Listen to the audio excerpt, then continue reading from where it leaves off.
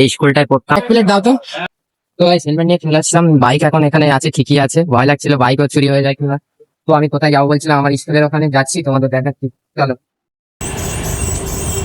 তো ভাই স্কুলের এখানে চলে এসেছি। এই স্কুলটায় পড়তাম, আদর্শ বিদ্যা মন্দির।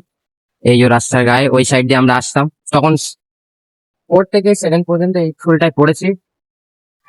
তুমি মনে করছিল ওই জন্য বলি দেখে আসি, সেই কবে বাড়ি চলে গেছিলাম, তারপর তার আসিনি, ওই জন্য দেখতেছিলাম।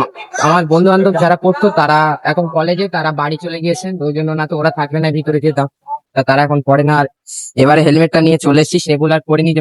তো ভাই স্কুল দেখা হয়ে গিয়েছে। স্কুলে যখন আসতাম এক জায়গায় লুচি ঘুগনি খেতাম, খুবই ভালো লাগতো। তো আজকে মনে পড়লো, বলি যে সেখানে যাই, খেয়ে আসি। তো এখন আছে কি, দোকান বন্ধ হয়ে গিয়েছে, কারণ এখন ফুটপাতে দোকান বসতে দেয় না।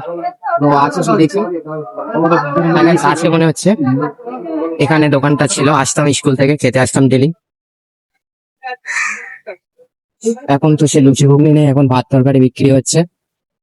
না না গাইছে, এই তো আছে এটা। আমার এক প্লেট দাও তো। খুবই নরম হয় এটা। হ্যাঁ। ওর অপোজিটের সুটটা ধরে। কত করে প্লেট? দাও একটু।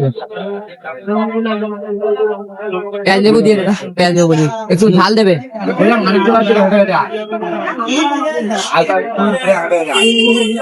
তো ভাই সেই প্লেটটা আমরা ছোটবেলায় খেতাম, এখানে আসতাম। আর এটা খুবই নরম হয় লুচিটা। আর 20টা প্লেট বললো, তো আমি খাই। তো গাইস ওখানে লুচি ঘুগনি খেয়ে খুবই ভালো লাগলো। সেই ছোটবেলায় যেরকম খেতাম, যেমন লাগতো এখনো সেই সেমই লেগেছে।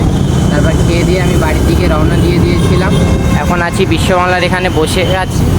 একটু কষ্ট হচ্ছিল, রাস্তায় হেভি রোদ, তাই এখানে বসে আছি। এবারে বাড়ি যাব।